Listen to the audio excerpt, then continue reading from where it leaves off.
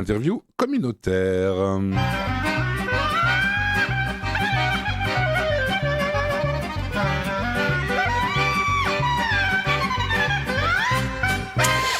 Et Rav Mordechai Chalençon, bonjour et Boker Tov. Bonjour, bon jeune, comment ça va ce matin? Baruch Hashem, comme vous dites toujours, très bien, merci, vous le disiez, bon jeune, et c'est la raison pour laquelle vous êtes avec nous ce matin, et on vous en remercie, parce que tôt le matin Avec comme ça, plaisir. vous m'avez dit vous-même, le jeûne a commencé déjà il y a 20 minutes, c'était à C'est ça. 6h56, et donc je voulais vous poser la question que tous les gens comme moi qui ne connaissent pas nécessairement tous les rouages du judaïsme, le jeûne du dit Tevet, ça représente quoi et ça raconte quoi?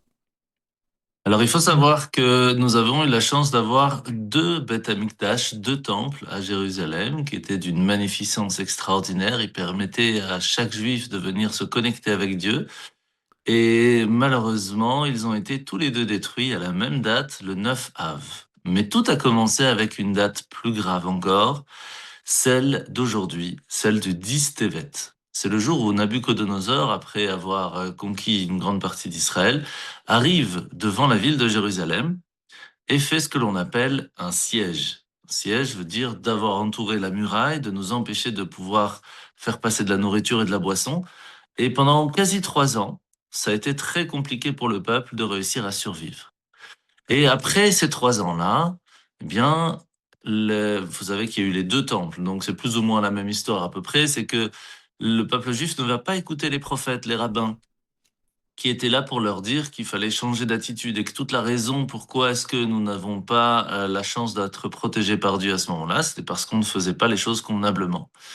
Et à cause de cela, la muraille de Jérusalem va tomber et plus tard, le temple va être détruit. Il faut Bien. savoir que... Ouais, dites-moi. Vous disiez que je vous parlais du jeûne, enfin vous nous avez évoqué le Tisha B'Av, le jeûne du 9 Av, en disant que celui du dit Tevet, enfin la date d'aujourd'hui était encore plus grave. Alors comment se fait-il que, en tout cas à ma connaissance, le jeûne de Tisha B'Av est un des plus importants, sinon le plus important du judaïsme? Tout à fait. En fait, c'est un petit peu comme tout. Euh, la grande difficulté pour commencer un business, c'est de commencer. La grande difficulté pour commencer tout en général, c'est le début. Quand on a commencé, après, c'est des arrangements pour pouvoir continuer, mais le plus dur, c'est le début. En fait, la même chose pour Dieu lorsqu'il a vu que le peuple juif ne voulait toujours pas comprendre. Il a dit, mais j'ai plus le choix, en fait. J'ai plus le choix. Ils veulent pas comprendre. Je vais être obligé de choisir entre détruire le peuple ou détruire le temple. Et il veut pas. Donc, il amène le siège et il attend, et il attend, et il attend. Et ils veulent rien savoir au point qu'ils vont mettre carrément le prophète en prison parce qu'ils veulent pas changer d'attitude. Et donc, ce premier élan de se dire, je vais être obligé de commencer, ça s'est fait le 10 Tevet. Mhm. C'est pour ça que ce jour est spécial, en fait, parce que vous savez qu'à Rosh Hashanah Kippour, on en a déjà parlé, mais c'est le jour un petit peu le Rosh Hashanah, le début de l'année, donc c'est là que tout va être fixé. Comment va se passer notre santé, comment va se passer le business, etc., etc. Mais il y a trois choses qui sont pas fixées. Et une de ces trois choses, c'est est-ce que Mashiach va venir cette année? Et vous savez quand est-ce que ça va être choisi? Absolument pas. C'est aujourd'hui. D'accord. En fait, c'est un peu le Rosh Hashanah du temple. C'est là que tout va commencer pour la destruction du temple. Donc Dieu il nous dit, c'est ce jour-là où j'ai pris la décision de le détruire. Donc c'est ce jour-là aussi que je vais prendre la décision peut-être de le reconstruire. Donc j'attends de voir si toi aujourd'hui en tant que juif, tu fais partie, tu comprends l'importance de cette journée. Je vais pas faire quelque chose de très difficile pour ne pas vous imposer ça parce que ça doit venir de vous. C'est pas comme le 9 vous, on est obligé, on doit s'asseoir par terre, on peut pas mettre chaussures en cuir, etc. C'est pas comme Kippour, on nous oblige ou entre guillemets. C'est vraiment, voilà, c'est dans tes mains. C'est dans tes mains, c'est un petit jeûne. Ça commence là maintenant à 7 heures, plus ou moins, et ça finit tout à l'heure à quoi, 6h30, 7 heures. C'est tchic-tchac. Et c'est dans tes mains. C'est où tu comprends que tu fais partie du peuple juif et que tes actions vont avoir une conséquence ou non. Et c'est pour ça qu'il est plus fort en soi parce que c'est à nous de prendre cette décision. Bien. Alors, une question peut-être plus philosophique, si l'on veut, d'une certaine manière. Le jeûne, ça représente quoi? Et ce jeûne en particulier, est-ce que c'est une pardonnez-moi l'expression, hein, avec tous les guillemets Mhm. nécessaires, une punition, une preuve d'alliance ou d'allégeance d'une certaine façon, ou autre chose? Alors, tous les jeûnes sont faits pour une seule raison. Il faut savoir que jamais ça n'existe une personne qui dit j'ai envie absolument de faire des trucs contre Dieu. D'accord? On est Ça d'accord. n'existe pas en soi. Mhm. C'est quoi qui fait qu'on ne veut pas prendre la décision de faire les choses convenablement? C'est parce que notre corps n'a pas été habitué à faire des choses contre lui, mais à l'inverse, on l'a toujours éduqué à kiffer la vie et à profiter de ce qu'on a sans se poser trop de questions. Ce qui fait que le corps nous a poussés à ne pas écouter notre âme. Donc, qu'est-ce qu'on va faire pendant ces journées de réflexion?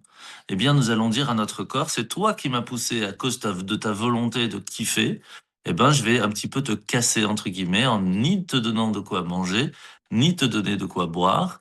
Et ça, c'est les petits jeunes. Et c'est pour ça que Tisha B'Av et Kippour, on va plus loin. On essaye vraiment de mettre le corps complètement de côté pour ne penser qu'à son âme. Mais attention, le but du jeûne n'est pas de jeûner.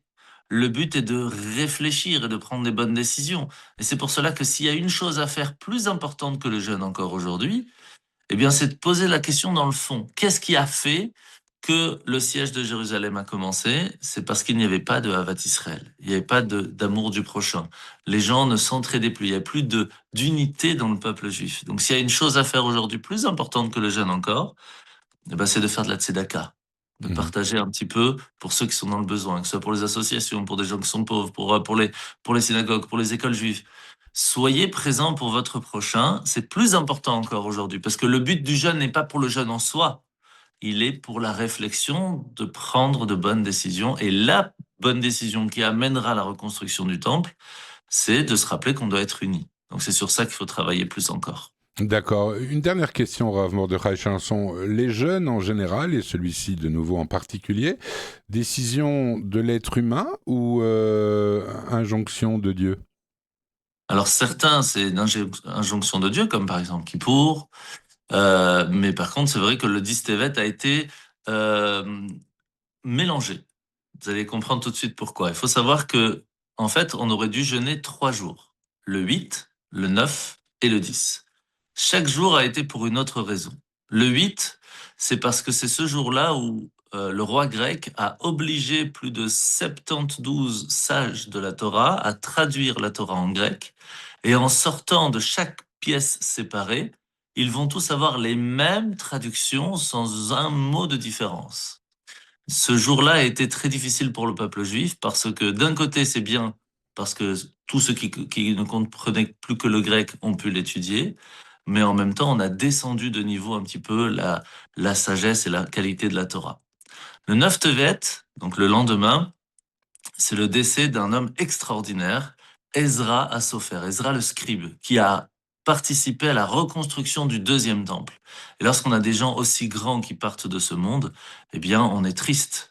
Et c'est pour cela que c'est un jour où il y a eu les jeunes qui vont être institués.